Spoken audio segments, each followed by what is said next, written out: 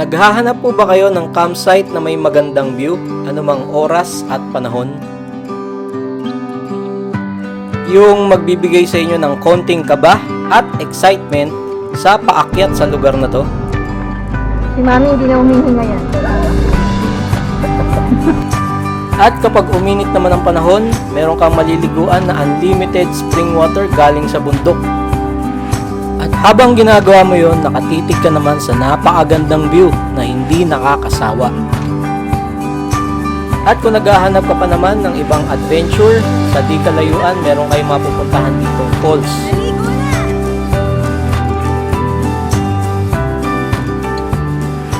May mababait, may malasakit, at handang tumulong ng mga staff. At higit sa lahat, yung kabuuang experience mo natatatak sa iyong puso habang buhay. Kaya naman, sa ikalimang pagkakataon, babalikan namin ang paborito naming campsite dito sa may Gabaldon, Nueva Ecija. Kasama muli ang ilan sa mga naging malapit na kaibigan namin dahil sa camping, ang Inyerong Lakwachero at ang kanyang buong pamilya. Ano sir, okay ba? At ang mami at kapatid ni Glenda na unang makikita ang kagandahan ng campsite na to. Kaya naman, ano pa ang inaantay nyo? Sit back, relax, and enjoy! Ito na po ang finished product. First time magtayo ni Gladys ng tent.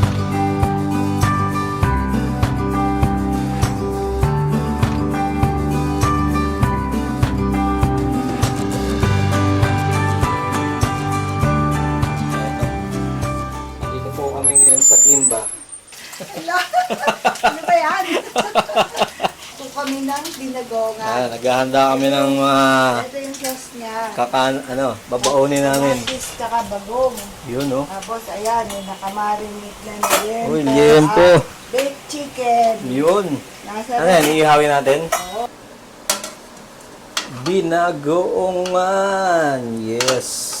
Sa mga paborito namin to. Lambot na Ito siya. ang recipe ni Mami. Lambot. Lambot na ng Kamatis pork niya. niyan. Kung maalala niyo po nung nakaraang camping namin na injury po ang aking kaliwang kamay. Ngunit hindi ito magiging balakid para kami ay mag-enjoy at mag-camping muli. Let's go! Mula sa Gimba, abutin lang kami ng 2 oras. Ito ay dahil sa back roads kami pinadaan Google Map.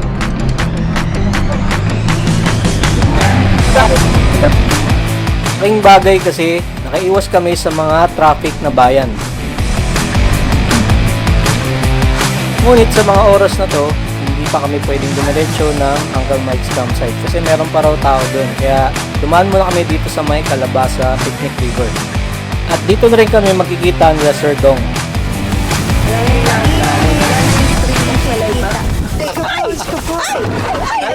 Ay! Sir! Dito! Ay! Ay! Muna! Pasay! Ay! Na? Naku, hindi kayo matalanta ang aking alagang lola. Tinatawag ko yung...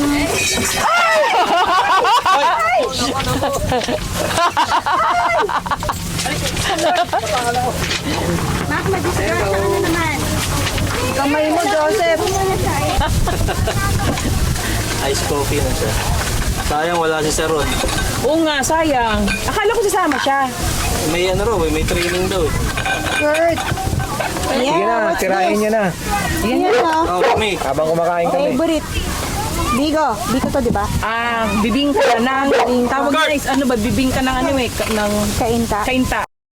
Sulit na rin ang binayad namin 500 dito sa lugar na to, sa entrance. Kasi napakaganda ng view pala rito.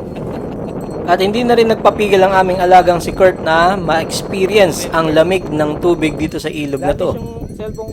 Ang ganda nga sana ng kuha nito kung napalipad ko yung drone. Kaso medyo malakas yung hangin, baka umembang na naman yung aming drone at gastos na naman ito. Kung gusto nyo pong malaman kung pwedeng mag-overnight dito, hindi pa po nila pinapayagan ang overnight dito. Pero open po sila ng 3 AM ng umaga hanggang 7 PM ng gabi. Pagkatapos mag-enjoy dito sa may Calabasa River, agad-agad na rin kami pumunta ng Uncle Mike's campsite.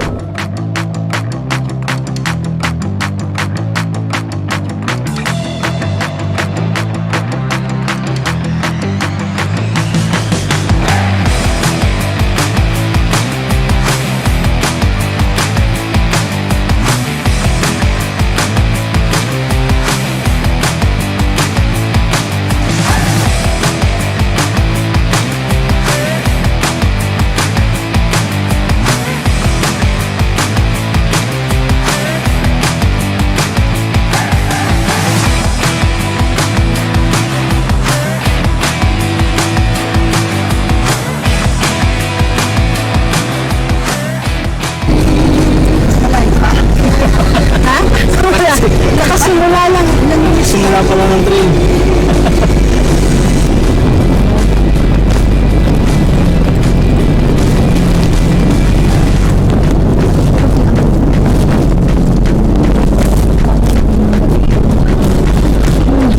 Hindi siya nilandoy. Yan. Isang matinding akit na lang. Sorry sa magulo kong kamay. Yeah. Isang 100. Pwedeng ano, bakit pa ako sa 100? Lapit na tayo. Halos ang taon din, no? Yeah, I miss this place.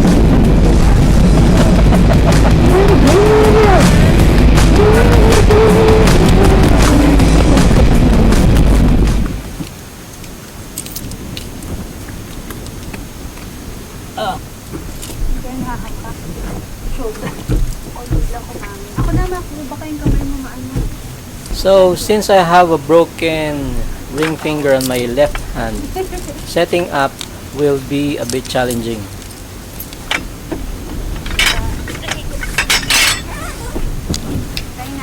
So, kailangan ko talaga mag-isip ng matinding strategy para maigalaw ko ng maayos yung aking kamay, makadampot ng mga bagay, makahawak, para hindi siya masaktan. Si Kuya Dario, tulungan ka daw. Siguro, you might think na ang tigas naman ng ulo ni Joseph, bakit nagka-camping pa? May pilay na nga. Well, bago kami pumunta dito sa Uncle Mike's campsite, kinonsulta ko muna yung doktor namin kung okay lang ba na mag-travel kami at kung okay lang ba na mag-camping kami. At ang sabi sa amin, okay lang naman daw as long as automatic yung kotse na dadriving ko at wag ko daw gagamitin yung left hand ko sa kahit na anong paggawa. Muntik na nga rin hindi matuloy itong camping na to kasi sabi nga namin kay Sir Mike na na-injury ako. Pero kami na rin na nag-decide na ituloy ito kasi nga matagal na namin pinaplano ito. And our first concern was how are we going to set up using only one hand?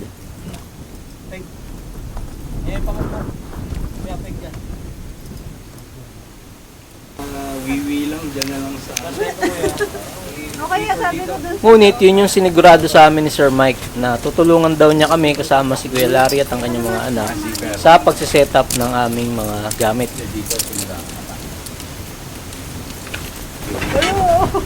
Yung mga gamit ko kasi yan yung nananangay. Tandaan nyo ba yung unang camping nyo dito yung malaki? Oo nga eh. Wala yun. Yung sinaing. Sabi namin, ano yung sinaing? At dahil sa tulong nila Sir Mike, Kuya Larry at ang kanyang mga anak, wala pang 30 minutes, naitayo namin agad yung tent namin.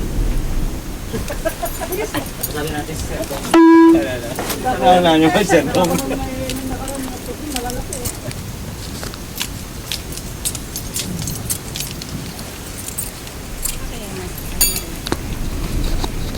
Pwede nyo na ibaon pala yung peg.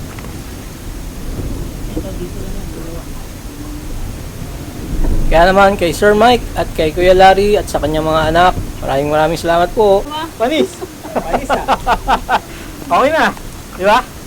Iyan na lang natin. Ako, Sir Dong. Thank you po. Okay mo. Pagkatapos naman namin na maitayo yung aming tent, tinulungan naman namin na matayo yung tent naman nila Gladys at ni Mami Malu. Tama yung ginawa ko. Tama yan. Maraming salamat din pala kay Sir Dong sa pagpapahiram ng kanilang tent para kay Mami Malu at kay Gladys. Gladys, ang tamang paghawak ng hammer sa dulo. Yan, para mas presa, di ba? Kaya konting pukpok mo lang, medyo tatakasan mo yung yan. Di ba? Mas madali. Nakabuo na siya ng tent. Yung kapatid ni Glenda. So, lalagay mo na lang yan. Alam mo kung anong tawag dyan? Rainfly. Yan ang rainfly. Ibig sabihin, yan yung pinakabubong nyo. Outer layer yan ng tent nyo. Yan, i-strap lang pala yan eh. Okay, batake mo. Ang galing. Yan, kailangan mo lakasan yung batak mo. Baka maipit yung daliri mo ha. Yun. Oh, di ba? Ano masasabi mo? Isa pa. Kayang-kaya mo na. Ngayon, pag nag-camping kayo kasama si Lagab, ituturo mo na ngayon kay Gab, di ba? Ikaw magtuturo kay Gab tsaka kay Lamigi. And first time mo ba? It's my first time. So ngayon, ipapasa mo na yung skill na yan kay Gab. Ha? Pag nakasama natin si Gab, ituturo mo kay Gab paano magbuo ng tent. Ngayon, yung pinto mo sa harap, kailangan mong isara muna kasi nililipad-lipad. So pwede ka na ngayon magpasok ng gamit niya dyan. So itong kila Sir Dong, ganda, bago na yung tent nila. Oh. DOD tunnel tent, may ano dun sa ano, ganda ng setup nila. Kami yung pa rin, walang pinagbago. Nagbago lang yung sasakyan. So Montero pa rin pero kulay puti na siya. Pero medyo may laban-laban sa pang off-road. So 2-inch lift, naka race mugs, 57 gram lights 57 Trans X with Falcon Wild Peak. Ayan. Tapos naka Tough Dog suspension to. Kaya natin yung 2-inch lift. Ayan. Tough Dog suspension. Ganda yan, pang baragan. Tapos makita nyo rito naka Off-Road X na steel bumper. Linis tingnan. Plano ko kung comment below kung mas maganda ba to naka body color or leave it black. Rock slider na rin siya na piyak. Hindi ko lang kung rock slider ba talaga to or ano lang siya, stepboard na pinalitan. Kasi dati yung stepboard niyan aluminum lang yun, di ba? Na ano, na yupi nung unang may-ari. So ito original na race. Made in Japan, syempre. Gam lights, kaya magaang yan at medyo matibay-tibay. Pambaragan din. Tapos ito makapal-kapal pa yung. Okay, tapos naka hard race na rear pan hard rod. Hard race. Tapos naka full exhaust na HKS, full exhaust. Na-upgrade na rin yung DRL as you can see, kasabay na siya ng signal light. Sa loob naman, meron siyang top speed na throttle controller. Pang ilalim naman, meron siyang off-road X under vehicle protection. Tawag nito, tow hitch. Tapos meron na ring tuli. Etong tuli, meron din ako niyan. Yung kinuha ko sa aking dating Montero. So dalawa yung tuli ko ngayon na crossbar. Meron din ako doon King's awning. Kaya mas gusto ko tong Darche, kaya yung pinibenta ko yung King's awning ko doon tsaka crossbar na tuli din. Kompleto po yun. Sariwa pa rin pareho. So naka ARB na breather na rin. Tapos naka Hooper optic na tint. Kaya medyo malamig sa loob. Tapos na raw sila kanina. Kanina pa. Pero Aesthetic na lang. oo. Tapos na. Okay. Ganda ng setup nila. Pwede bang mabisita to? Uy, pang ano to, pang Instagram ah. Oh, Di ba? Parang may sumasali ata kayo ng competition ah. Oo. Ganda oh. Pasok po. Right. Bahay. Pasok kayo sa aming munting tahanan. So etong part na to, anong section to? Yan. Kitchen. Kitchen. Okay. Tapos Kitchen, living na yan. konting living. oh, ito naman living, tsaka tapos dining yung- na rin. Yung aming Yung Kwarto. room. kwarto, room. Ganda. Tapos ito, Yan ang syempre, aming ano, view. toilet Ito naman ang namin. ating ano. Nasa view yung toilet ah. Di ba, habang dumudumi ka, nakikita mo. Oo. Tapos may butas doon sa kabilang side. Bubutasan ko yan mamaya. Di ba? Hanggang babalik-balikan mo to dito eh. Ayusin na lang yung mga gamit dito. Kanina pa yan eh. Bago na naman budol to ni Sir Dong eh. Oh. Ganda ng tent nila, di ba? Gusto nyo dun? Matagata dito lang. Oo.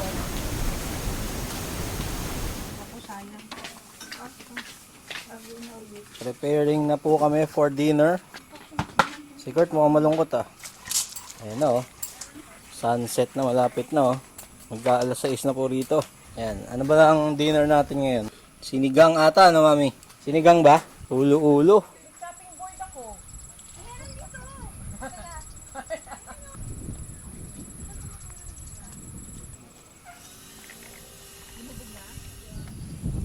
Yun, no? Danda. Nakita nyo po ba yung hugis aso na ulap? Tapos makikita nyo dito mamaya naman yung ilaw naman pag dumilim na mami. Pag tuluyan ng dumilim, yung ilaw naman. May ayudang bigay, oh. Meron ng pampalit. Dong! Thank you, thank you. Kuya, kuya. Sarap. Kain. Ito, bigay ni Sir Mike. Isang laman. Wow! Sarap. Sir Mike. Ito, adobo. Sandok na kami. Okay lang, Tapos sige. sinigang na salmon. Salmon. Sarap ng tubig, no? Hindi malamig. Parang ang linis-linis ng tubig. Talagang, Bukal kasi eh. Oo, talagang parang Ayan mo na, guys. Grabe. Alam mo ba? Talagang inom ganun eh. Ang ganda ng panahon natin. Wow, walang ulan, no? Hindi, saka malamig. Malamig. Mamaya ako mag-jacket na kayo. tawag dun sa malaking black na insekto na mukhang Parang malaking beetles. ipis. Mukhang malaking ipis. Eh, Beetle? Parang beetle. Marami yung insekto dito. Ano ba yun? Ganun kalaki, oh. Laki, oh. May- Marunong tumayo. Nakakita na ba kayo nung...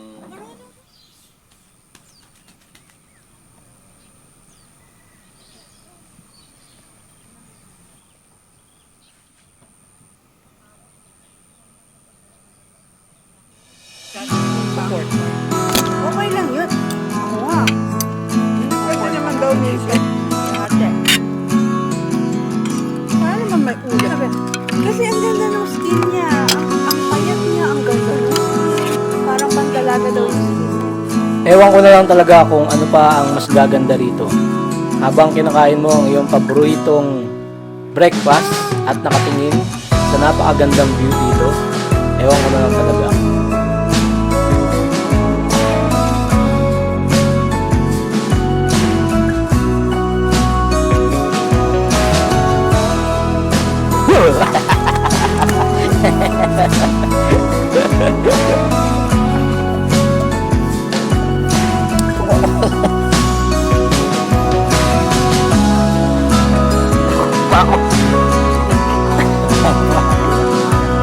Ito naman.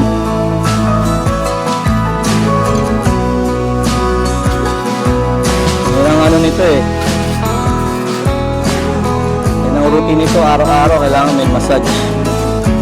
Pag walang massage, nakangiwi. Ha?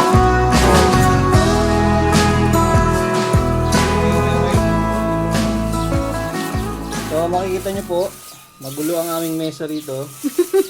Kasi maghahalo-halo kami, kaya naghahalo-halo na rin ang mga gamit dito. So campsite, no? Isa sa mga pangarap ko na naman namin to. Dahil yung pangarap, Mac. Oo, matutupad na naman ang aming pangarap. Halo-halo sa campsite, di ba? Oo. Halo, So, makikita nyo ngayon, meron kaming dalang ice crusher. Yan, AC po ito, no? Tapos meron siyang 500 watts para ma-operate mo siya, yung power niya, 500 watts. So, paano ma-operate to? Nasa campsite ka. Dito kay Sir Mike, meron siyang solar na rito, off-grid na siya, bagong install yun. Meron siyang total na 3,000 watts dito. Pero ito, hindi ko to isasaksak siyempre sa kanya, nakakaya naman. Okay, so magiging power ngayon ito, manggagaling dito kay Blue Tea! Okay. So bago ang lahat, nais naman muna ang pasalamatan ang Blue Tea Philippines for providing us this amazing power station. So ang Blue Tea po, ang model nito ay AC180. So ibig sabihin meron siyang 1,800 watts na inverter. Tapos ang pwedeng i-boost yun. Pwedeng i-boost into 2,700 watts. So kung gusto nyo bumili ng ganitong klaseng power station, punta lang kayo sa Lazada nila, sa official store or website. Tapos, ewan ko kung meron pang discount, pero try nyo rin. Type nyo lang yung word na Maki, tapos magkakaroon kayo ng 5% discount. Kaya lang, matagal yung chef ko mag-ano eh, oh. Tapos, ito pala, yan. Lalagay namin yung mga ingredients dito sa empty na buko. Ayan. daming buko ni Nung isang linggo pa po to, yung buko na yan, no? Hindi, kakabukas lang po kanina yan. Inubos lang namin yung sabaw. So, wala kasi kami masyadong maraming basong malalaki. Ladis ko niya pa isa. Kaya dito naisip ni Glenda, yan si Glenda ang nakapag-isip dito raw namin ilagay. So, ibig sabihin, may hirapan pa kami magkuha ng ano dyan. Pahirapan pa kami ni Glenda mag... Exciting nga yun eh. Hindi, nilakihan na yung butas eh. So, madali na yan, madali na. So, ang nilalagay niya una, syempre yung, ayan, makita niyo naman yung sago. Tapos mamaya yung iba, ito ay mga ingredients. Hindi na natin papakita lahat. Yung ano, cameraman lang ako eh. Sige lang. O, tapos pipindutin mo to. Dahan-dahan.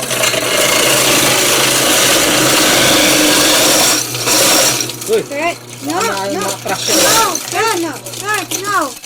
Excuse me. Nakikisa. Natuwa siya doon sa ice. Kurt, no. Adi. Come here, stay here. Ito pong ice crusher namin, double blade to, kaya yung napoproduce niyang ice na crush medyo fine. Double blade siya, ayan, double blade yan. Okay.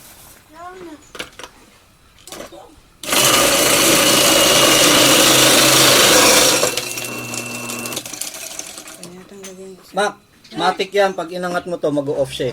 Ganon? Oo. Hindi ko alam. Parang pang resort naman ah. O, meron ba sa resort na ganito? Wala? Go.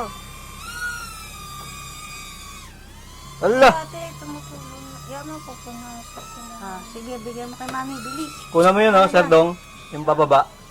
Max. Yung pababang kotse. Talagan. Ay, dadali na kay mami. Hoy, baka madapa ka, dandaan. Oo. Okay, ang special guest po namin ay ang ayan o. Diba? Bawal yata kumain dito sa pool. Doon ka mami o, sopuan. Oh, yun. Doon tayo. Oh, baka. Alam niyo po ba, nung unang punta namin dito sa Uncle Mike's campsite, wala pa po yung swimming pool na yan. Ganun pa man, kahit walang swimming pool, eh talaga namang nagustuhan na namin yung campsite na to.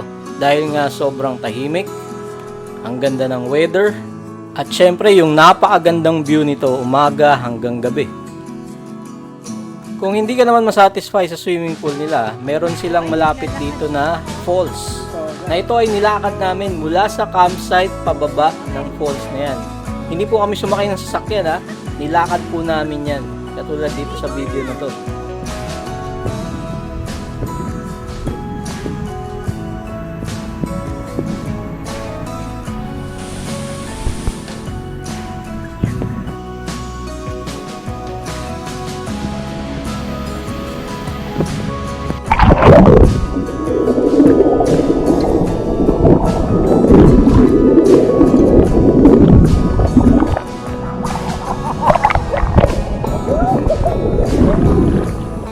Ngunit kung nilagyan ni Sir Mike ng swimming pool yung lugar niya, lalo naming naging paborito itong campsite na to.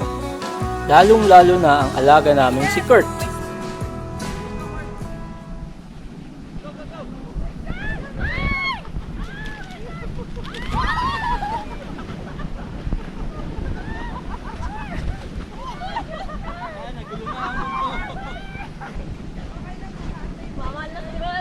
Apo.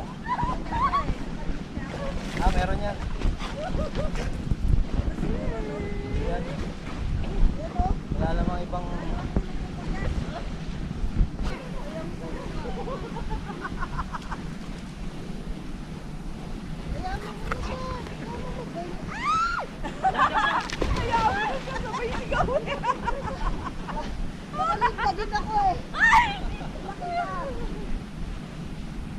Parang halimaw na ano. Ala, yan pala oh. Nakalibot. Oh, ayan oh.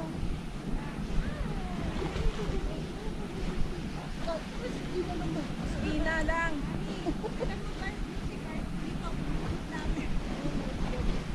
Oh, lola.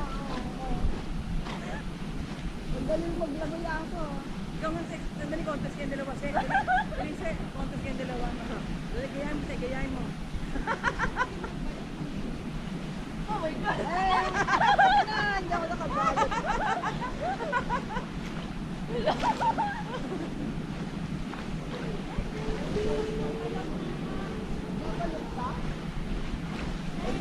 Babalot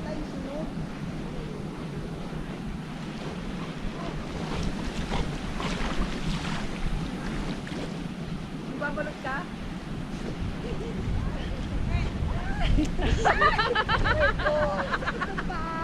Yung lola pa niya, inanin niya.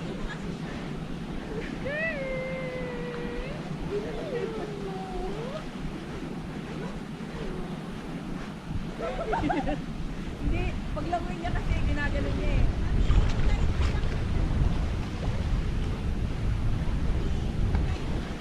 Ano sir kaya? Come on. Skirt, please. Contest tayo. Masakit ha. Masakit ha. Ay, tatlo! Hindi, ano niyo lang ng ano. Kasi na. Ang tanging problema lang na mararanasan mo dito, itong part na to, kapag naghuhugas ka or nagluluto ka dito sa may kanilang lababo, medyo mainit dito lang na kapag tanghali. Kaya naman hindi nilagyan ni Sir Mike yan ng bubong kasi nga dahil daw mabablock yung view na napakagandang view, sayang naman. Kaya naman, kung ako sa inyo mga fellow campers, huwag na kayo pupunta rito kasi sigurado ako may in love kayo sa campsite na to. Napakaganda talaga. Sa katunayan yan, merong mga campers dito na 1 year ahead ang kanilang reservation. Talagang meron silang specific date na pinapareserve dito kay Uncle Mike. At kung magpapareserve ka rin naman, di ka rin basta-basta magkakaroon ng slot kasi nga ang dami na nilang mga reservation. Kaya talagang dapat agahan nyo ang reservation nyo. To be honest, mga fellow campers, nung unang punta namin dito, alam namin na maganda yung lugar, no? Pero hindi namin naasahan na ganito kaganda.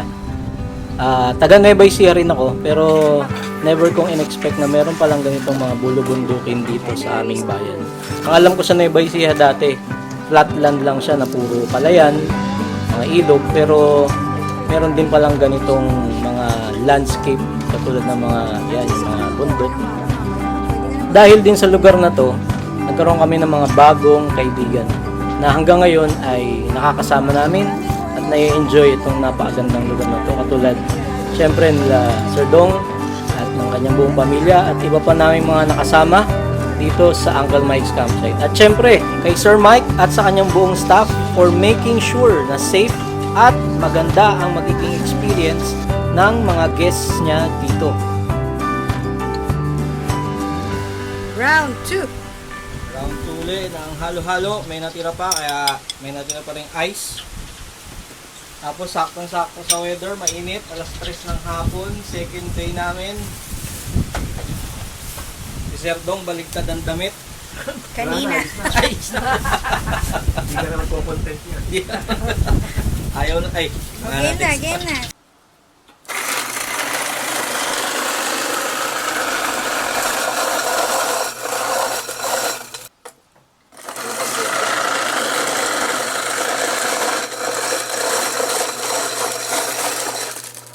Kasama 35 na lang siya.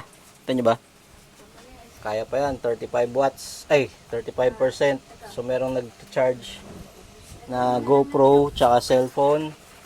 Yung dalawang... Ay, hindi. Nakasaksak pa rin pala yung aming 60 watts to eh. Pero etong dalawang to, 2 watts lang ang ano niyan. Eto, 60 watts yung aming refrigerator. Okay, so pag pinaandar ni Glenda yung... Mamaya... Pag pinaandar niya, syempre tataas itong output natin. Oop, ito na po ang finished product. Napakasarap niya kahit nasa video. Kahit di nyo natitikman. Lagay ito. Mami, Tulog pa si Gladys, mami. ayos ba? Alam mo yung halo-halo ko, tunaw na ulit. Pag mabilis ka naman kumain, brain freeze naman. Hindi ba kayong ano? Ano? Ice? Mac? Mga kamote, saging, ano, gulaman, sago, mais. So, may ano to, tawag dito? Nata de coco. Nata. Hangin, no?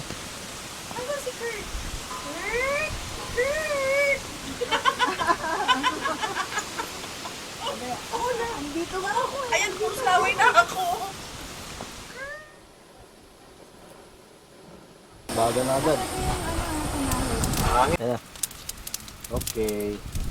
Isa pang bangus. Yan. May palaman yan, Mac, di ba? Tenderloin. Actually, paborito talaga yan eh. Kasi paborito yung pangalan ng... Gano'n? Oh, Favoritos. Pangalan. Nung nagbebenta. Oh, yan 10 ata yan. Tapos meron pang 10 din dun. Yung pahid, yung sauce. Nilalagyan ko ng sauce? Oo, sir. Siyempre. Yan oh. Mayroon pa pala kaming ganito oh. Ayan na siya.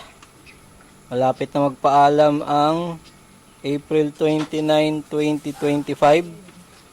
Pero kami dito, magsisimula pa lang uli ang kasiyahan. Ayan ang aming dinner for today. Tapos ito yung pagmamasdan mo habang kumakain, oh. Glacier water bottle mo. Magkakamay, di ba? Magkakamay. Mas masarap magkamay. Nananan, nananan. Ganda na naman ang sunset. Lagi naman, no?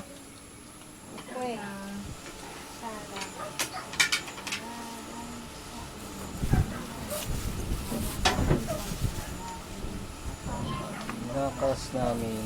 Amen. Digin! Last night po namin dito sa Uncle Mike's. So far, ganda ng experience namin kasi ang ganda ng weather. Mahangin, lalo na ngayon, gabi oh. Kagabi, gininaw ako eh. Summer ah. Pero ang ginaw dito. Tapos, sila Sir Dong daw nung nagpunta ng Baguio, maalinsangan. Pero kagabi dito, talagang nangatog ako eh. Anyway, so bukas hahanda na rin kami na maaga rin. Magliligpit-ligpit na maaga. Kasi baka mauna kami ni Sir Dong. Si Sir Dong simple lang to eh. Pero mamaya madaling araw magliligpit na to eh. Ano lang yan, kunwari lang.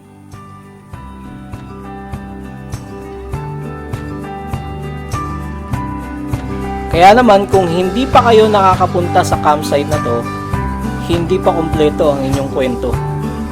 Hindi pa kumpleto ang inyong camping adventures.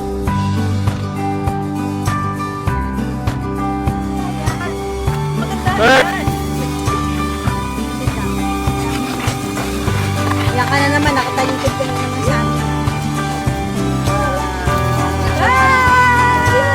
Thank you, Kuya Mike. Miss you agad. Di ba tayo malis? Miss you na agad. 1, 2, 3. Thank you, Uncle Mike!